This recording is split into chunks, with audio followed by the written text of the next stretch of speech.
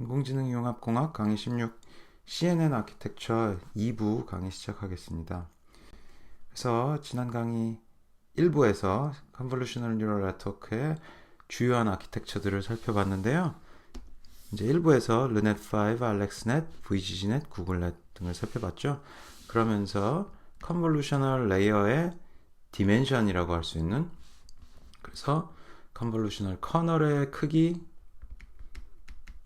그 다음에 stride, 그 다음에 padding, 이런 요소들을 보았고, 그때 input dimension에 대한 output 출력 dimension 차원들, 요거를 계산하는 방법을 설명해 드렸고, 그와 함께 kernel의 파라미터,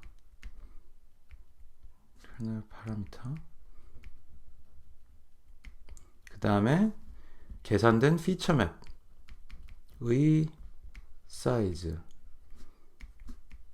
요것도 어떻게 계산을 해야 되는지 고려해야 되는지 설명을 드렸습니다.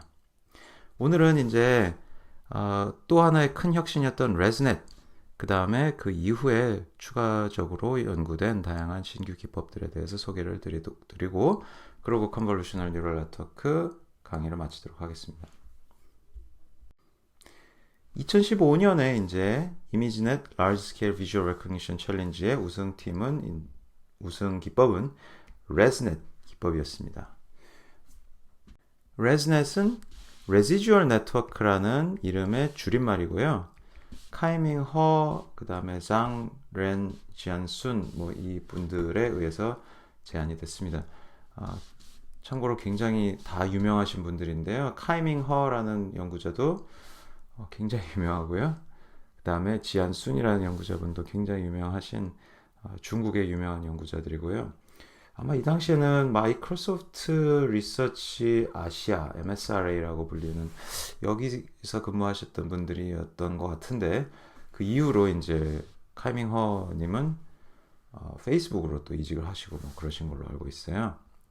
그냥 워낙 유명한 분들이니까 이런 분들은 그냥 이름을 한번 들어봤다는 것을 기억하면 또 나중에 다른 연구에서도 이분들의 이름이 나오고 이럴 수가 있어서 그냥 언급을 드렸습니다. 레지듀얼 네트워크의 가장 큰 특징은 뭐냐면요, very deep하게 네트워크를 만들 수 있었다는 거예요.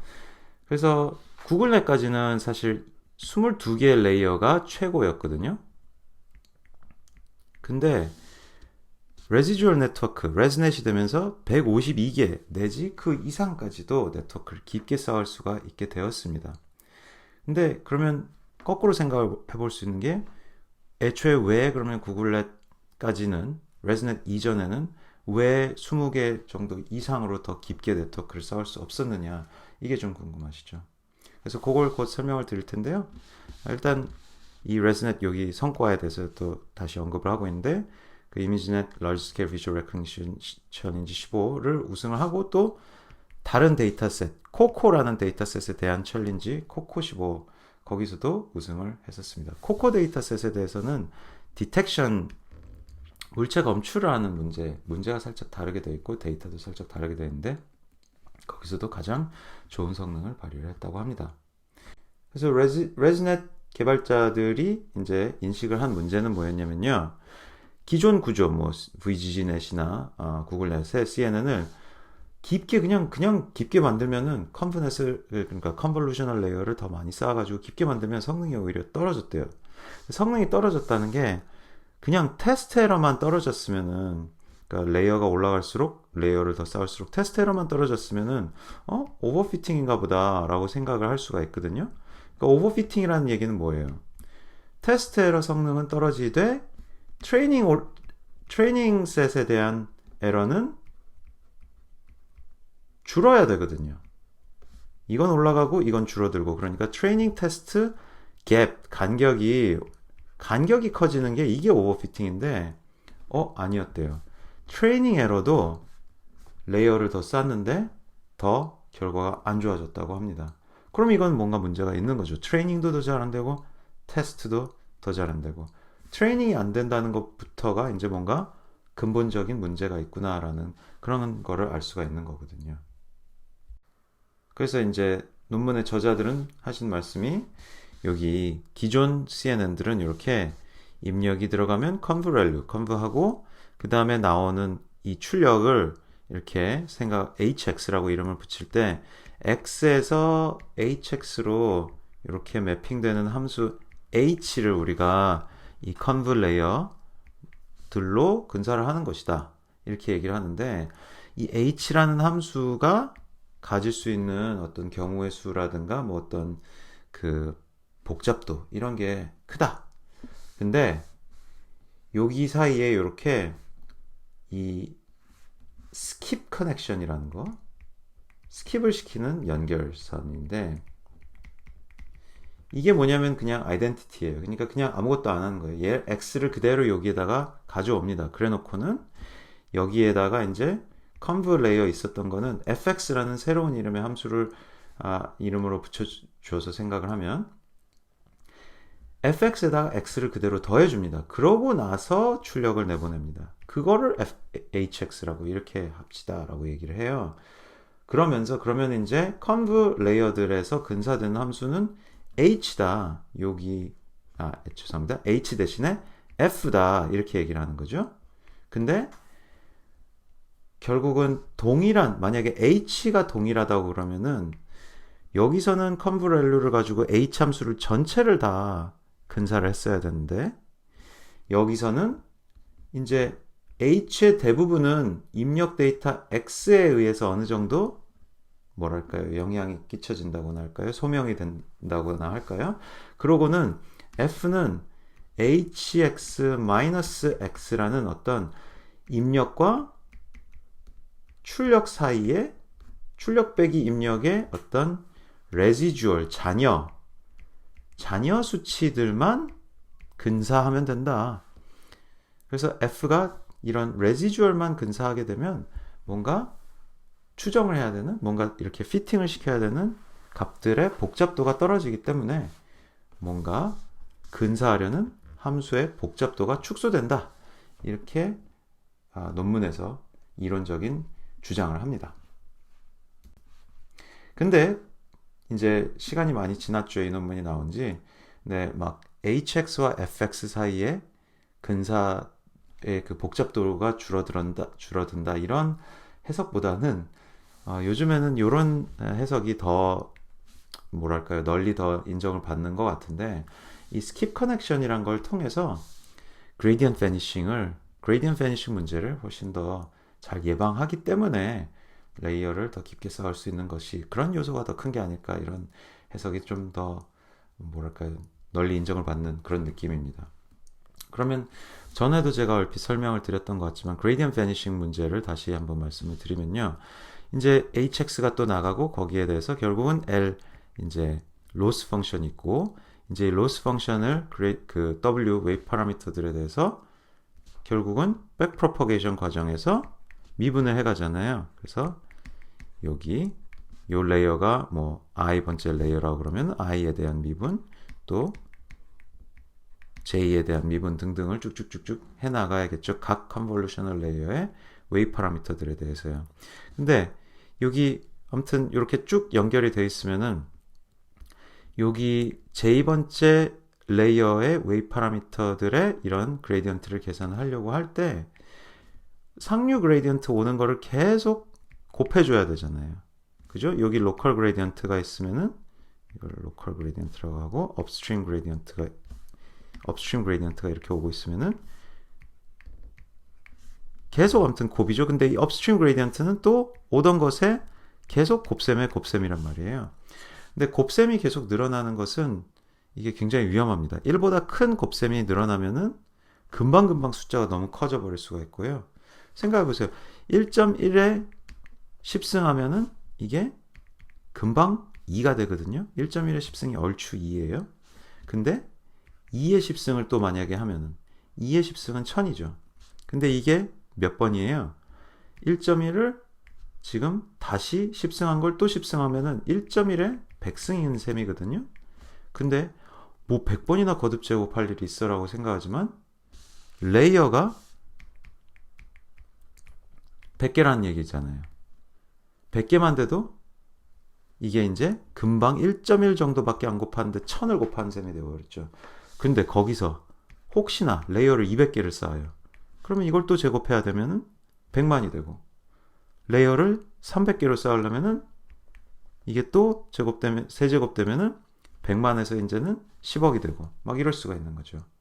그래서 레이어를 쌓는다는 게 몇백 레이어 쌓는 게 굉장히 위험한 연산인 셈인 거예요. 만약에 그냥 곱셈만 이렇게 계속 거듭해야 한다면. 거꾸로 만약에 0.9를 300번 거듭 제곱해 보세요. 자, 0.9 10번 제곱하면 0.9의 10승은 어떻게 되죠? 10분의 9인데 아무튼 9의 10승은 뭐 금방금방 숫자가 줄어들 거예요. 300승 하면은 거의 0에 가까워지는 게 뭐 거의 뭐 딱 보이죠. 금방 0에 가까워집니다. 레이어가 쌓일수록. 그래서 이 그레디언트에서 거듭 제곱 계속 되는 것을 피할 수 있는 길이 필요한 건데, 이 스킵 커넥션이란 게 딱 그런 길을 마련을 해주는 거죠. 그러니까 스킵 커넥션이 있으면은 요 위에 이제 위에도 이렇게 스킵 커넥션들이 있다고 생각해 봅시다. 그럼 여기 얘가 만약에 110번째 레이어라고 하면요, 위에서부터 그러니까 상류에서부터가 아니라 하류에서부터 110번째 레이어라고 하면요, 로스가 쭉 이제 그레디언트가 내려오는데 110번째 레이어까지도 곱셈을 한 번도 안 한, 그냥 1만 곱해온 그 상황에 대해서 이제 110번째 로컬 그레디언트, 110번째 레이어의 어떤 그레디언트를 계산하는데, 그 로컬 그레디언트만 그때 가서 계산된 거를 적용할 수도 있는 거죠. 그래서 이 스킵 커넥션이란 게 이런 거듭 제곱을 통한 값들이 금방 0으로 사라져버리는 그레디언트 베니싱 문제를 굉장히 손쉽게 무력화해 줄 수 있는 그런 도구가 됩니다.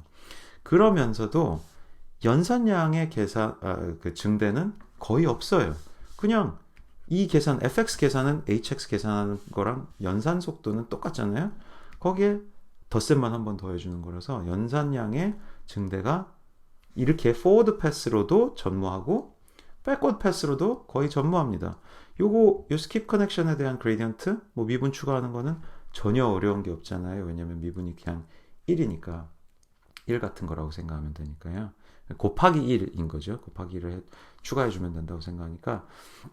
그래서 연산량의 증대는 없고, 그러면서도 특히 구현도 굉장히 손쉽고, 그냥 여기 계산된 거에다가 이거 더해주는 거를 추가해주는 거죠. 코드 한 줄 추가해주는 뭐 그런 느낌이면 되니까요. 포워드에서도 한 줄, 백워드에서도 몇 줄 더 많이 추가 안 해줘도 될 겁니다. 그러니까 구현도 편하고 연산량도 안 늘어나고, 그런데 실질적인 효과는 엄청나니까 굉장히 큰 임팩트를 가진 논문이, 그런 연구 결과가 되었습니다. 그래서 레스넷이라고 불리게 된 이 기법은요, 전체 아키텍처를 이제 보자면요, 방금 설명드린 이렇게 하나의 스킵 커넥션이 있고 두 개의 컨볼 레이어로 구성이 되는 이런 구조를 레지듀얼 블락이라고 이름을 붙였습니다. 그래서 이 레지듀얼 블락들을 쌓아가지고 전체 네트워크를 만들었어요. 기본적인 레지듀얼 블락은 이렇게 3x3 컨볼루셔널 레이어를 두 개를 뒀고요.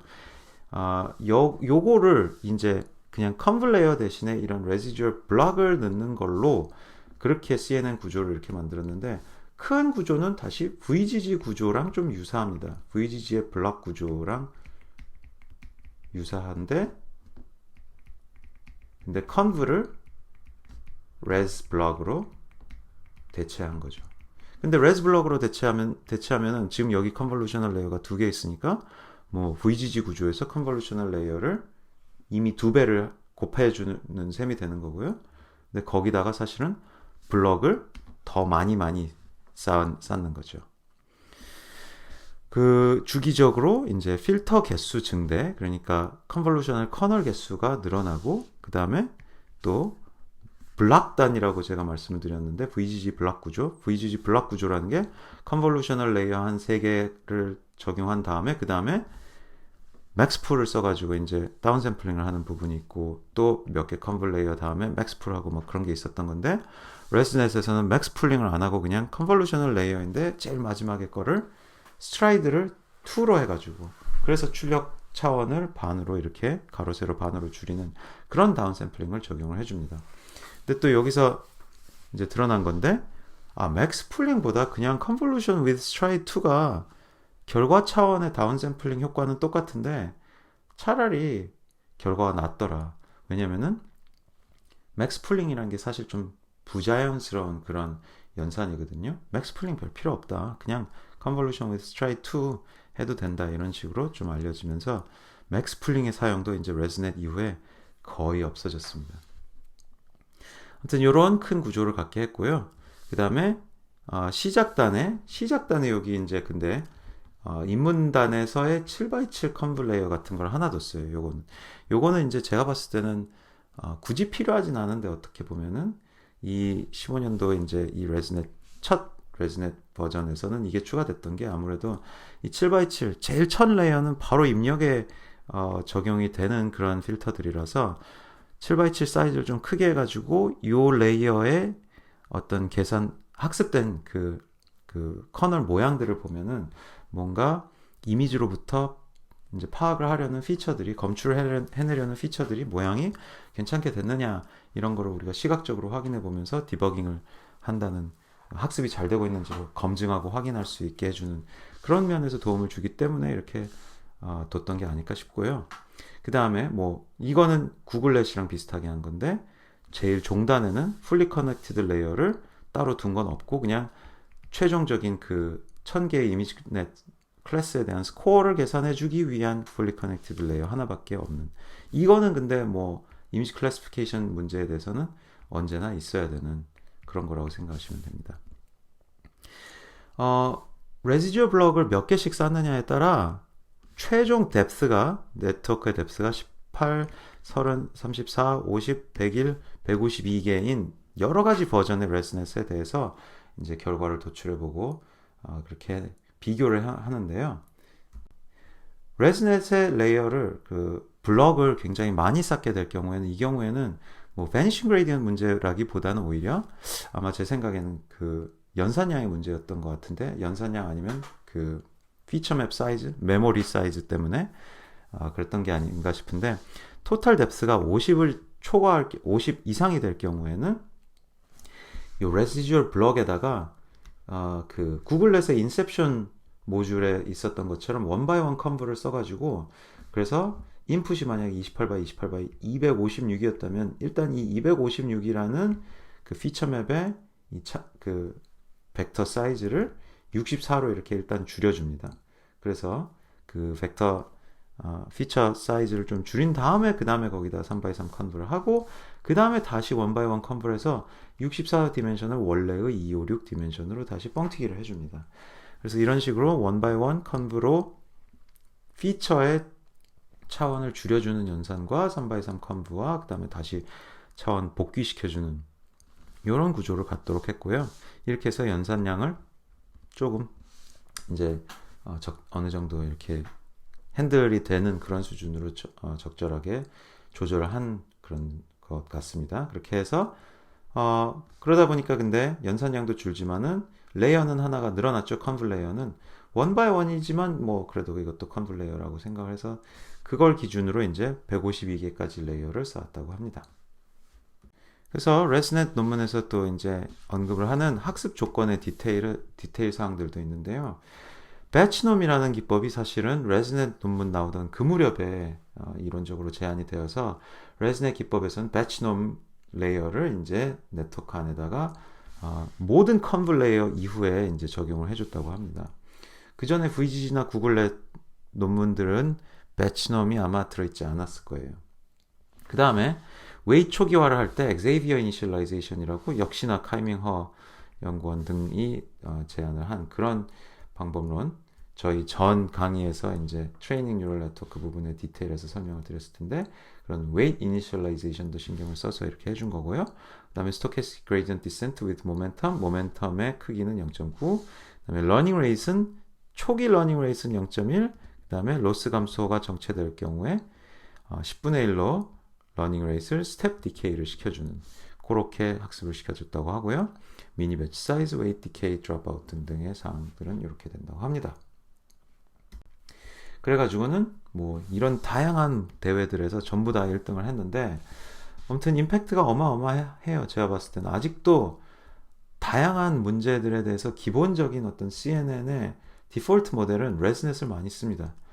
뭐 연산량 속도, 기본적인 성능, 그 다음에 이론적으로 널리 알려진 거, 그 다음에 프리트레인 네트워크를 가져다 쓸 수 있는 거, 프리트레인 네트워크 가져다 쓸 수 있는 것도 많고 해서, 그래서 임팩트가 어마어마하고 레즈넷 논문이 2015년에 나왔는데 이제 6년 지났는데 인용 횟수가 거의 10만이에요.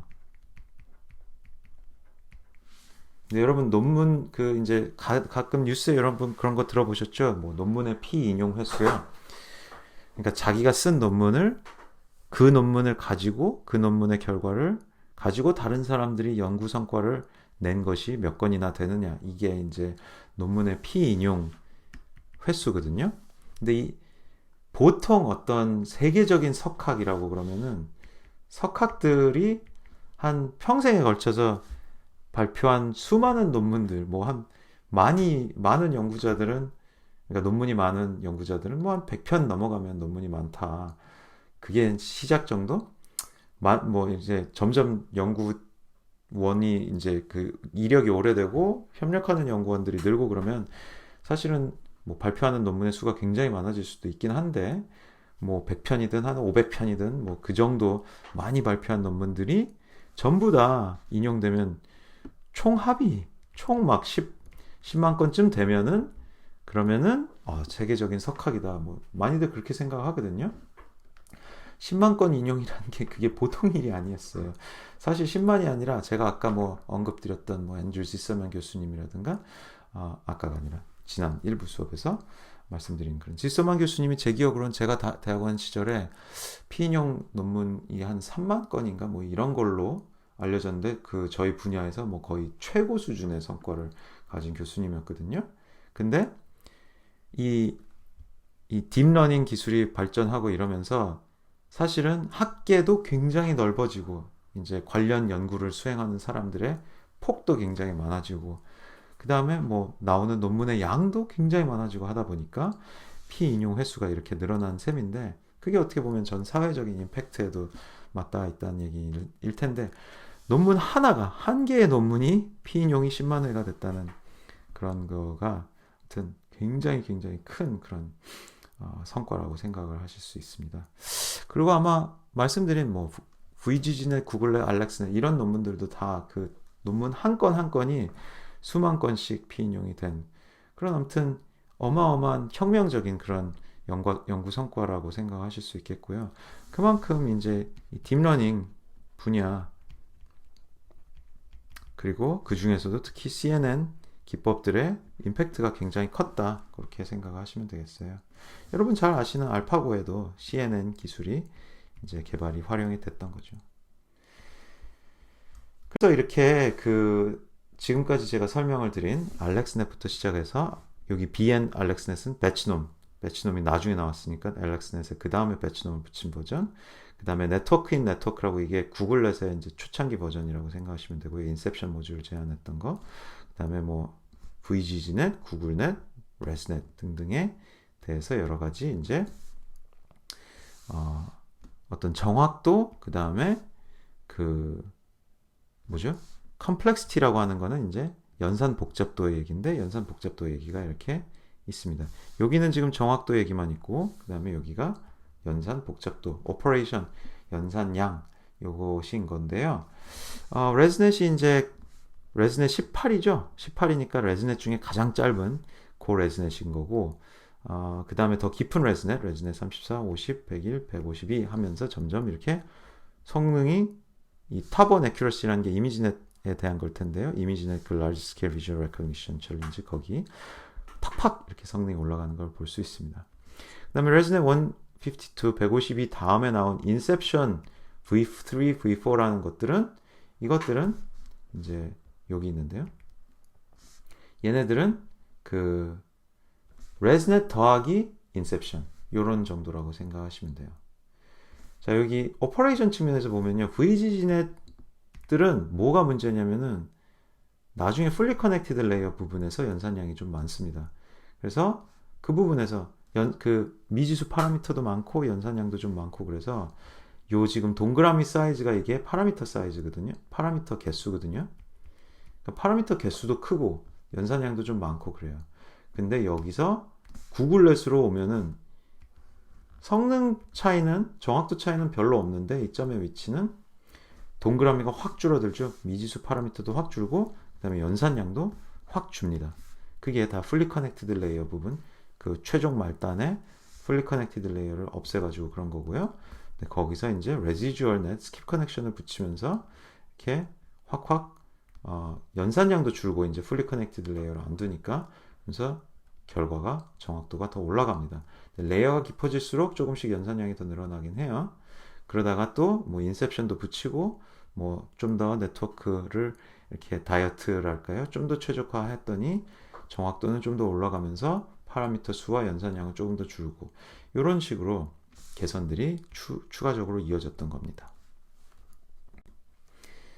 그 다음에 이제 15년도에 레즈넷이 이제 확 급감을 시키고 그 다음에는 조금씩 이제 추가적인 점진적인 개선이 있었던 건데요. 16년도에 샤오 앳 올이라는 거는요. 그리고 뭐 누구누구 왜 뭐 이렇게 쓸 때 쓰는 말이라고 보시면 되겠어요. 샤오 웨에서 이 팀에서 발표한 연구는요. 이렇게 좀 그냥 추가 증분적인 그런 개선 사항들이라고 보시면 되겠는데요. improving, 레즈넷을 조금만 더 개선한 정도다 이렇게 보시면 되겠는데 뭐 제목은 이랬고요. 연구 논문에 추가적인 게 뭐였냐면 앙상블인 거죠. 앙상블을 하면서 그러니까 앙상블이라는 게 다수의 네트워크를 합쳐가지고 평균 내는 거잖아요. 여러 개 학습을 따로따로 시킨 거를. 그래서 인셉션 레즈넷, 뭐 와이드 레즈넷 등등 그 조금씩 모델을 수정한 그런 여러 버전들을 이렇게 한꺼번에 다 같이 쓴 그런 걸 가지고 조금 더 이렇게 결과를 개선했다고 합니다. 그래서 이미지넷 라지 스케일 비주얼 레코그니션 챌린지 16년도에 우승을 했다고 하고요. 이 기법 제목은 이렇게 퓨전이라고 명칭을 했습니다. 왜 퓨전하냐? 그러니까 다수의 네트워크 결과들을 퓨전을 시켰다 이 얘기인 거죠. 퓨전이라는 용어가 그래서 사실 앙상블이라는 용어랑 좀 유사한 의미로 사용되는 경우가 많이 있어요. 그래서 이런 개선 사항이 있었고요. 또 17년도 연구는 Hu et al.의 SENet이라고 하는 기법인데요. SENet은 조금 임팩트가 있는 그런 연구였습니다. SENet은 Squeeze and Excitation이라는 말에 여기에 S와 E를 따서 이렇게 붙은 이름인데요. 이 Squeeze and Excitation이라는 부분이 이렇게 됩니다. Squeeze하고 Excitation, Excitation은 이렇게 활성화, 약간 Activation이랑 비슷하게 생각하시면 되겠는데 살짝 다른 용어를 쓴 게 이유가 뭔지는 이걸 보면서 설명을 드릴 텐데요. 지금 이제 어떤 뭐 컨블레이어의 결과가 이렇게 됐다고 합시다. 피처 맵이 이게 뭐냐면은 가로, 세로, 가로, 세로, 그 다음에 그 피처의 그러니까 컨볼루셔널 커널의 액티베이션 맵의 개수, 피처의 채널의 개수라고 하죠. 피처 채널의 개수가 이렇게 있는데 요거를 쫙 스퀴징을 시켜버려요. 어디 단위로? 가로, 세로 부분에 대해서 스퀴징을 합니다. 쭉 이렇게 눌러요. 누른다는 게 그냥 한 피처 채널에 대한 어떤 피처 맵, 한 커널에 이렇게 여러 가지 출력 값들을요. 마치 맥스 풀링 해줘서 값을 하나로 축약을 시키듯이 전체에 대해서 풀링을 시켜줍니다. 근데 이때는 average로 평균 값을 그냥 도출해줘요. average pulling이라는 걸 써서 average pulling. 그래서 average pulling을 통해 이제 H와 W에 대한 차원을 그냥 1/1로 확 줄여줍니다. 그러면 만약에 28 256 이렇게 피처 맵이 있었으면은 1/256 즉 각 채널마다 숫자를 하나씩만 남겨요. 그 다음에 그 하나하나씩의 숫자들을 각 채널별 어떤 대표값 같은 숫자들을 걔네들끼리 여기서 W라는 웨이브 파라미터 이게 뭐냐면 그냥 뉴럴 네트워크예요. 이 멀티레이어 퍼셉트론 그러니까 저희가 뉴럴 네트워크 맨 처음에 배우던 그런 한 히든 레이어 하나, 두 개 있는 아주 간단한 정도의 뉴럴 네트워크를 적용해 줘가지고 여기 있는 채널 대표값들의 어떤 선형결합스러운 느낌으로 이렇게 조합을 해가지고 그 똑같은 차원의 역시나 1 by 1 by 지금 저희가 전제 그 예시를 들고 있는 채널 개수는 256개인데 256 똑같은 아무튼 출력 차원을 만들어내요. 근데 그걸 가지고 이렇게 만들어진 이 결과를 가지고 다시 오리지널 피처 맵에다가 곱해줍니다. 그러니까 각 피처 채널을 이렇게 계산된 요 숫자들 하나하나로 스케일링을 해줘요. 스케일링. 그러면은 그게 뭐냐? 여기 얘기가 있는데 add a feature recalibration module이라고 되어 있는데 피처들의 상대적인 크기를 재보정을 해주는 그런 모듈이 되는 셈이에요.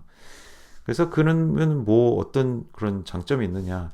adaptively reweight feature map이라고 얘기를 하고 있는데요. 그러니까 지금 입력 데이터의 그 특성에 따라서 피처 맵 값들이 계산이 됐을 거잖아요. 그래서 예를 들어 고양이 영상이 들어왔다. 고양이 영상이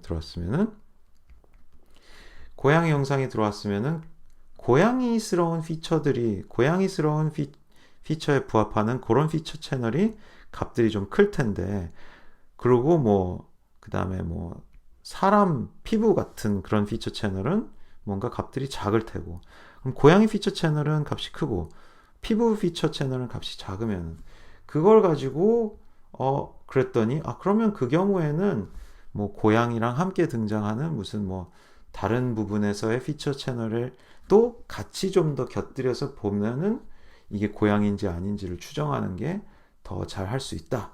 뭐 그러니까 그런 식으로 어떤 고양이와 연관되는 채널들만 더 웨이트를 강화시켜 주자. 사람과 관련되던 채널들은 뭐 자동차라든지 이런 것들은 웨이트를 줄여주자. 뭐 약간 이런 식으로 상황에 따른 어댑티브한 적응적 그 상황별 피처의 어떤 중요도 재구성을 이렇게 하도록 한다. 이렇게 해석을 할 수 있어요. 그리고 그 과정에서 뭔가 글로벌 인포메이션, 전역적인 이미지 전체에 있는 정보를 이렇게 종합해서 생각을 하는 그런 것도 반영이 된다. 이렇게 생각을 해가지고요. 그렇게 해서 요런 부가적인 어떻게 보면 레즈넷의 스킵 커넥션스러운 그런 또 하나의 커넥션을 이렇게 병렬적으로 그 연결되는 경로를 커넥션 패스를 하나 추가했다 이렇게 생각할 수도 있겠는데요. 그렇게 해가지고 어떻게 보면 네트워크를 조금 더 이렇게 이렇게 확장을 시켜주니까 성능이 더 개선이 됐습니다. 근데 요 추가된 패스를요, 이제 후속 연구들에서는 결국은 종합을 해보니까 attention 패스를 추가했다. 근데 이게 attention이라는 게 이렇게 어떤 리스케일링이랄까요? 스케일 값을 곱해주는 그러니까 attention이라는 게 어디에 주의를 기울이다인 건데 제가 조금 전 설명드린 예시처럼 고양이 쪽에 좀 더 주의를 기울일 거다. 그럴 거면은 이게 고양이 채널들에 대한 고양이와 관련되는 피처 채널에 주의를 기울이는 그런 상황이 되잖아요. 그러니까 채널별 attention 그래서 채널 attention이라고 얘를 부르기도 합니다. 채널 attention 패스를 추가를 해주는 거죠. 그래서 이 SENet 이후에는 근데 attention 다양한 종류의 attention을 적용해 줄 수 있는 방법들이 이렇게 제안이 됐고요. 채널 어텐션 말고도 그 다음에 뭐 스페이셜 어텐션 공간적으로인 부분 어떤 특정 요 부분에 대한 피처 값들만 값들을 더 스케일링을 더 크게 해주자라든가 이런 식의 스케일링을 공간적으로 해주는 스페이셜 어텐션 기법들도 이제 제안이 되곤 했어요. 그래서 이제 이 SENet 기법이 조금 더 후속 연구들에 이제 임팩트가 있었던 셈이라고 볼 수 있겠습니다. 이 SENet이 이제 이미지넷 그 챌린지의 17년도 우승이었고요. 제가 방금 말씀드린 이 부분 있죠. 여기 에버리지 풀링 시키고 그 다음에 여기 이렇게 그 간단한 그냥 풀리 커넥티드 뉴럴 네트워크 적용해주는 이 심플 경로에 대한 디테일이 지금 이 두 그림에 제시가 되어 있을 겁니다. 이 부분이요. 이게 인셉션 모듈에 대한 여기 이 채널 어텐션 패스, 그 다음에 뭐 레즈넷 모듈에 대한 채널 어텐션 패스를 적용을 할 경우에 전체 뭐 예를 들어 레즈넷 블럭에 대해서는 스킵 커넥션은 여기 있는데 그 사이에 이렇게 이 squeeze and excitation path가 추가되고 이런 디테일이 여기 그림에 나와 있습니다. 17년도 이후에는 이미지넷 챌린지가 이제 종료가 됐습니다. 이제 할 만큼 했다. 에러율이 아까 여기 17년도 이제 SENet 기법이 2.3인가 그랬거든요. 이 정도로 에러가 낮으면 이제 이 데이터셋에는 그냥 문제를 다 풀었다. 이렇게 볼 수가 있는 거죠. 그래서 그 챌린지가 끝났고요. 그 다음에는 일반 아무나 누구나 다 이제 많이들 참여 계속 하시려면 하셔라 하고 캐글로 옮겨졌다고 합니다. 최근에는 이제 이 이미지넷에 대한 어떤 성능 비교 경쟁 같은 건 좀 줄었고요. 참고로 그 다음에는 이제 이미지넷 넥스트 버전 같이 나와서 이미지넷이 뭐 처음에 시작할 땐 100만 개였고 나중에 점점 해가 거듭될수록 데이터 사이즈가 커져서 1000만 개까지도 이미지 사이즈가 늘었는데 요즘은 그게 억대 단위로 는 더 후속 이미지넷 데이터셋들도 나오고 있고요. 그 다음에 뭐 구글, 페이스북 이런 데서 자체적으로 수십억, 수백억 개에 달하는 사이즈의 그 이미지 데이터셋들을 가지고 계속 연구들이 이어지고 그러고 있습니다. 지금까지 살펴본 주요한 논문들 외에도 그냥 살짝씩 언급을 드릴 수 있는 기타 연구들이 좀 있는데요. 요것도 아마 그 카이밍 허 연구원님의 그 같은 팀에서 개발이 된 걸 텐데, 레지듀얼 네트워크를 조금 더 개선하는 부분이고요. 여기서는 이제 레즈넷 블록 디자인을 조금 더 개선을 한다. 같은 레즈넷의 크리에이터들이 이제 좀 더 디자인을 개선한 건데, 여기 이제 배치놈을 어디에 두느냐, 요거를 가지고 이제 여러 가지 실험을 또 한 거죠. 그래서 배치놈을 컨브 다음에 두는 게 아니라 오히려 어떻게 보면은 컨브 전에 두는 이런 식으로 배치놈 렐류 컨브, 배치놈 렐류 컨브 해가지고 이 배치놈과 액티베이션과 컨브의 순서를 바꿔주는 뭐 이런 거를 이제 실험을 해본 연구가 있었고요. 이렇게 바꿔줬더니 더 낫더라, 성능이 더 좋더라, 이런 결과가 있었습니다. 그 다음에 또 wide ResNet이라고 해가지고요. ResNet의 이 블럭의 컨볼루셔널 레이어의 피처 채널의 개수가 F였으면은 이 F개짜리 있는 그런 컨브 블럭을 병렬적으로 더 K개만큼 두자. 그래서 wider residual blocks, F by K 필터, 뭐 이렇게 얘기를 하는 거죠. K개라고 제가 이걸 곱해 놓은 거를 그림으로 보여드리기 위해 이런 까만 박스를 말씀을 드렸지만 그냥 피처 채널을 그냥 무식하게 더 K배만큼 늘렸다 이렇게 생각하시면 되고요. depth 말고 width를 늘리는 것도 더 도움이 될 수 있다. 특히 이제 여기 computationally efficient 얘기하고 있는데 이게 왜 그러냐면은 요 뭐 박스 쳐놨던 아까 그 K개의 이 피처 채널들을 K개의 GPU에 대해서 분산해가지고 계산을 해줄 수가 있기 때문에, 뭐 하드웨어가 더 많이 있다는 전제 하에 연산 속도로는 이렇게 뭐 효율을 계속 유지할 수 있는 그런 거죠. 그래서 computationally efficient 할 수 있다 이렇게 얘기를 하고 있습니다. 그리고 이렇게 depth를 늘렸더니 역시나 또 성능이 좀 좋아진 거죠. 그 다음엔 ResNext라고 이름 붙은 이름인데요. 역시나 이것도 ResNet 개발팀에서의 성과인데요. 이번에는 어떻게 하냐면은 그 residual block의 width, 너비를 늘리는 거는 맞는데, 근데 이번에는 한 레이어를 이렇게 그냥 얘만 뻥튀기 하는 게 아니라 사실은 이렇게 블럭 자체를 블럭을 이렇게 병렬적으로 두는 그런 구조를 제안을 했습니다. 그래서 그 어떻게 보면 그 방금 wide ResNet이랑 비슷한 느낌인데 살짝 쿵 다를 수 있는 게 이제 이런 패스들을 만약에 원하면은 뭐 컨브 사이즈라든가 이런 거를 마치 인셉션처럼 바꿔줄 수도 있는 뭐 그런 거 느낌이긴 하죠. 근데 뭐 굳이 바꾸지는 않습니다. 그냥 3x3으로는 하고 있고요.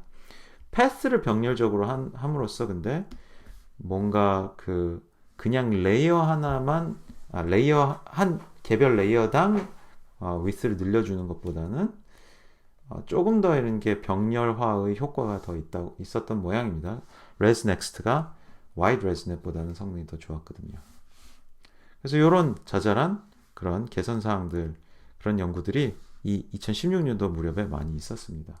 이런 연구들은 뭐 이론적이라기보다는 대체로 실험적으로 이제 조금씩 어떻게 보면 네트워크 구조에 대한 하이퍼 파라미터스러운 그런 사항들을 조금씩 변경해 가면서 도출된 실험적인 그런 성과들이라고 할 수 있겠어요. 근데 17년도에 제안이 된 이 댄스넷 기법은 조금 좀 다르긴 했습니다. 댄스넷 기법은요, 댄스라는 말이 오밀조밀 이렇게 옹기종기 모여있는 아주 밀집된 그런 얘기잖아요. 근데 뭘 밀집시키냐면은 피처 맵을 밀집을 시킵니다. 피처 맵 밀집. 피처 맵을 어떻게 밀집을 시키느냐면요, 모든 레이어에 all 레이어에 피처들을 다 그냥 결합을 시켜줍니다. 결합. concatenation. 그러니까 이어 붙여요. 그러니까 여기 보시면요, 일단 인풋이 있죠. 인풋과 그 다음에 여기 컨브 결과가 있죠. 인풋과 컨브 결과를 컨캣을 시켜줍니다. 참고로 레즈넷이랑 비교하면 레즈넷에서는 인풋과 컨브 결과를 합쳐준 셈이죠. 물론 그렇죠. 합쳐졌죠. 합을 구하는 건데 합이 아니라 x랑 fx랑 이거를 이렇게 붙여준 셈입니다. 이렇게. 그래서 이렇게 붙여주고 그렇게 나온 컨캣의 결과가 있고 그 다음에 이거를 이제 입력을 해줘가지고 컨브 해놓은 결과가 있으면은 얘네 둘을 다시 컨캣을 시켜줘요. 이게 지금 이 그림이 좀 헷갈리게 되어 있는데 이 컨캣 결과를 여기로 가져온 거나 여기 인풋 요번 컨캣 레이어에는 들어오는 게 인풋 들어오고 그 다음에 여기 컨브 결과 들어오고 그 다음에 넥스트 컨브 결과가 들어온 거죠. 그러니까 인풋과 요 컨브와 요 컨브의 출력들을 전부 여기서 컨캣한 거죠. 아무튼 그런 식으로 매번 컨브를 시킬 때마다 그 이전의 모든 레이어들의 출력을 전부 컨캣을 시켜주는 이런 네트워크 구조를 갖는 게 이 댄스 블럭입니다. 근데 이렇게 그냥 계속 컨캣 시켜주면은 채널 개수가 너무 많아질 거잖아요. 그래서 여기 원바이원 컨브 등을 통해서 채널 개수를 이렇게 재조정을 해주게 됩니다. 하나의 댄스 블럭 안에서는요. 그리고 또 역시나 레즈넷과 비슷하게 댄스 블럭을 쌓아가지고 이렇게 전체 네트워크를 구성을 해줍니다. 댄스 블럭은 이제 이런 경로들이 많아지거든요. 그레이디언트가 올 수 있는 경로들이 많아지고 그래가지고 역시나 비슷한 레즈넷이랑 좀 비슷한 방법으로 베니싱 그레이디언트 문제를 해결을 해줄 수가 있고 그리고 또 피처의 전파를 이렇게 강화시켜준다 이런 얘기를 하고 있고 피처의 재활용을 이제 권고하는 이렇게 그런 경향성을 만들어주는 그런 특성이 있다고 합니다. 그래서 50레이어 정도를 이렇게 댄스넷을 가지고 쌓으면은 152레이어의 레즈넷보다도 성능이 좋을 수 있다 이렇게 보였는데요. 제가 이 논문이 이제 그 학회에서 발표될 때 그 발표를 들었었는데 사람들이 청중들 분위기가 오 하는 약간 그런 느낌이었던 게 기억이 나는데요. 근데 이게 지금 한 3, 4년이 지난 상황에서 보니까 레즈넷만큼 많이 안 쓰여요. 왜 그러냐? 이거 피처 컨캣을 이렇게 계속 해가면 어떤 문제가 생기겠어요? 연산량이 많아지거든요. 특히 메모리 사이즈가 굉장히 커집니다. 그래서 그런 문제 때문인지 실용적으로는 레즈넷만큼 많이 쓰이지는 않더라고요. 그래도 댄스넷도 어쨌든 네트워크 구조를 이렇게도 만들 수 있구나라고 또 머리를 잘 굴렸구나. 좋은 아이디어의 측면에서는 꽤 그래도 이제 영향이 있었던 그런 기법인 것 같습니다. 그 다음에 요 무렵쯤에 이제 사람들이 네트워크 구조를 요렇게 바꾸고 저렇게 바꾸고 이 자잘자잘하게 바꿀 수 있는 이 공간이 경우의 수가 얼마나 많겠냐. 근데 이걸 다 무식하게 사람들 아이디어에 의존하는 게 얼마나 어리석은 일이냐라고 생각을 했는지 요런 방법론 Neural Architecture Search 최적의 네트워크 구조 자체를 자동으로 이렇게 컴퓨터가 찾아내게 할 수 없느냐와 관련된 연구들이 시작이 됐습니다. 그래서 Neural Architecture Search를 줄여서 NAS라고 하는데요. 여러분 네트워크 에디드 스토리지라고 여러분 그 하드 공간 이거 해주는 그 네트워크 서버 같은 그거랑 착각하시면 안 됩니다. Neural Architecture Search의 NAS가 이제 한 얼추 5년이 됐는데 16년도에 제안이 됐던 Neural Architecture Search 기법은 요 무렵에 Reinforcement Learning, 강화학습을 쓰는 그런 방식으로 제안된 기법이 있었습니다. 강화학습, reinforcement learning에 대해서는 아직 우리 수업에서 배우지 못했는데요. 강화학습의 그냥 아주 강화 연습이 아니고 강화학습 아주 간단한 정의는요. 매 턴마다 해볼 수 있는 옵션들이 있어요. 옵션을 사실은 액션 스페이스라고 부릅니다. 액션 스페이스. 스페이스가 여러 가지 후보가 있어요. 후보 1, 2, 마치 게임의 버튼 같은 거라고 생각하시면 돼요. 이 버튼들 중에 이거를 골랐다. 그러면 그 다음에 상황을 봐요. 스테이트를 봅니다. 스테이트를 보고 스테이트에 따라서 학습 시에 스테이트가 좋아졌다. 스테이트가 나빠졌다. 뭐 이런 걸 봐가지고 스테이트가 좋아지는지 안 좋아지는지 이런 거를 봐가지고 그걸 가지고 좋아지면은 리워드라고 보상을 줍니다. 이건 학습 때 얘기예요. 그래서 액션 스페이스의 선택을 매 턴마다 하는데 그 액션 스페이스의 선택 옵션 뭘 골랐느냐에 따라 뭔가 액션을 취하고 그 이후에 스테이트를 봐서 그 스테이트가 좋아졌는지를 판단하고 아무튼 그걸 바탕으로 뭔가 좋아지는 것 같으면은 리워드, 보상을 주는 요거를 계속 반복을 해줍니다. 계속을 반복을 해주다 보면 이 액션 스페이스 중에 뭘 고를 것이냐와 관련된 어떤 학습해야 되는 파라미터들이 이제 결정이 되어 나가는 그런 거죠. 그래서 그렇게 이제 어떤 액션을 골라야 되는지를 판단을 하는 그런 어떤 기법이 함수 같은 게 뭐 뉴럴 네트워크를 많이 쓰는데 뉴럴 네트워크가 그렇게 학습이 돼 나가는 겁니다. 참고로 이 액션 스페이스를 판단할 때도 뭘 기준으로 판단하냐면 스테이트를 기준으로 판단해요. 그래서 스테이트와 액션 스페이스 사이에 이렇게 어떤 상호 왔다 갔다 하는 그런 게 이 턴에 대해서 계속되면서 리워드라는 걸 바탕으로 어떤 액션이 이제 강화가 되는 그런 느낌이라고 보시면 되는데 이 강화 학습을 써가지고 뉴럴 아키텍처를 잘 찾아가는 거죠. 그래서 먼저 어떤 컨트롤러 네트워크 그러니까 액션을 결정하는 그런 그 reinforcement learning 차원에서 스테이트를 기반으로 액션을 골라주는 그런 네트워크가 있고 그 네트워크가 여기서는 residual 블럭을 하나 추가하는 게 낫겠네. 여기서는 residual 네트워크의 뭐 width를 넓히는 게 낫겠네. 뭐 이런 식으로 계속해서 점진적으로 이 다양한 뉴럴 네트워크의 조합의 경우의 수 그 공간을 계속 점차 네트워크를 개선을 시켜 나가는 그런 방법으로 도는 컨트롤러 네트워크를 학습을 하는 셈인 거죠. 그래서 이 과정을 반복한다고 하는데 이게 이제 실제 적용을 할 때예요. 그러니까 서치 스페이스에서 어떤 특정 아키텍처를 샘플링을 표본을 하나 추출을 해내고 그 아키텍처를 트레이닝을 합니다. 이거는 이제 이 컨트롤러 네트워크가 아니라 우리가 최종적으로 도출하고자 하는 어떤 특정 아키텍처인 거죠. 그래놓고 리워드를 받아가지고 리워드를 보상에 대응되게 받고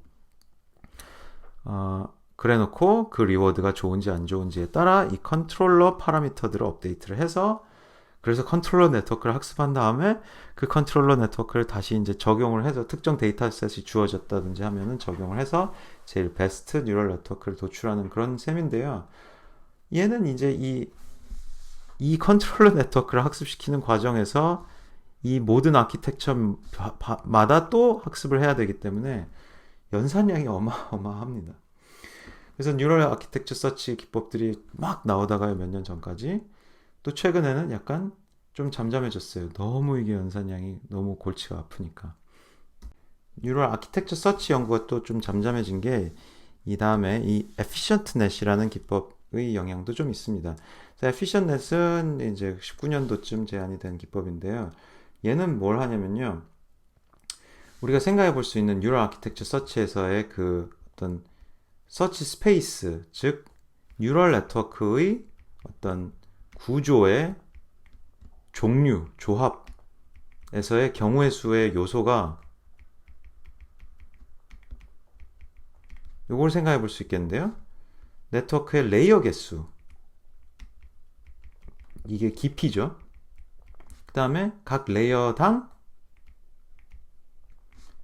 그 컨볼루셔널 커널, 필터, 뭐 뉴런의 개수, 이거는 너비죠. 그 다음에 입력 들어오는 그 입력의 차원, 이런 것도 사실은 어떻게 보면 결정할 수가 있습니다. 이미지넷 데이터가 2424 뭐 이런 입력으로 들어오게 했는데 사실은 걔를 뭐 더 키운다든지 원본 이미지 사이즈를 더 키운다든지 뭐 그럴 수도 있거든요.